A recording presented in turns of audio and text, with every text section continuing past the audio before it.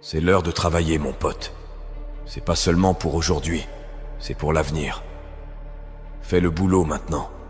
Il est temps de rester concentré, et tu le sais. Ne te laisse pas distraire par ce qui se passe à l'extérieur. Dieu travaille en coulisses, dans ce domaine que tu ne peux pas voir. Les choses ont changé dès que tu as reçu ce en quoi tu croyais réellement. Les bonnes opportunités, les bonnes rencontres, la guérison, l'abondance. Tout commence à s'aligner en ta faveur. On parle de l'injustice, de la difficulté, du fait que personne ne comprend. Et devine quoi? Tout ça c'est vrai. Ce n'est pas équitable. La plupart des gens ne comprennent pas, et ils ne comprendront jamais. Alors pourquoi en parler?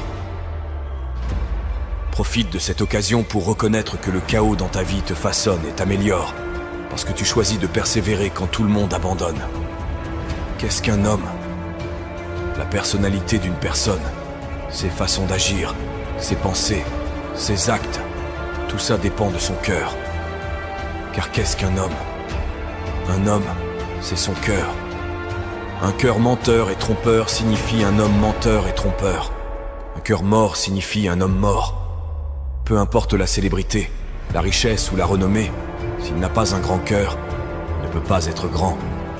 Et si le cœur est grand, l'homme reste grand en toutes circonstances, qu'il soit riche ou pauvre, grand ou petit. C'est le cœur qui fait la grandeur. Enseigner aux gens comment trouver ce généreux moment présent et se détendre réellement dans l'inconnu, se dissocier de leur corps, de leur environnement et du temps, le futur prévisible et le passé familier, ça les pousse, pour une raison quelconque, à se ressaisir. À mes yeux, cela revient à retirer toute ton attention de cette réalité tridimensionnelle. Et c'est là que la porte vers la création et le moment mystique commence vraiment à s'ouvrir pour les gens. C'est facile d'utiliser ton enfance comme une béquille au lieu de la voir comme un outil.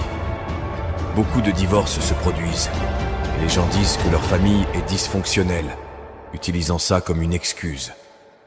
Mais ce n'est pas une excuse valable, parce que la famille de tout le monde est d'une manière ou d'une autre dysfonctionnelle. Élimine chaque béquille, débarrasse-toi de toutes celles-ci, et dis-toi que c'est à toi de jouer. Que vas-tu faire maintenant que tu as lâché tous ces fardeaux? Blâmer les autres est juste un moyen facile de s'en sortir. Dieu dépose des rêves dans ton cœur que tu ne peux pas accomplir seul. Tu n'as peut-être pas l'expérience, l'argent ou les connexions, mais Dieu les a. Tu es à une étape près de voir tes rêves se réaliser. On n'a pas le contrôle. Beaucoup d'entre nous n'ont pas le contrôle.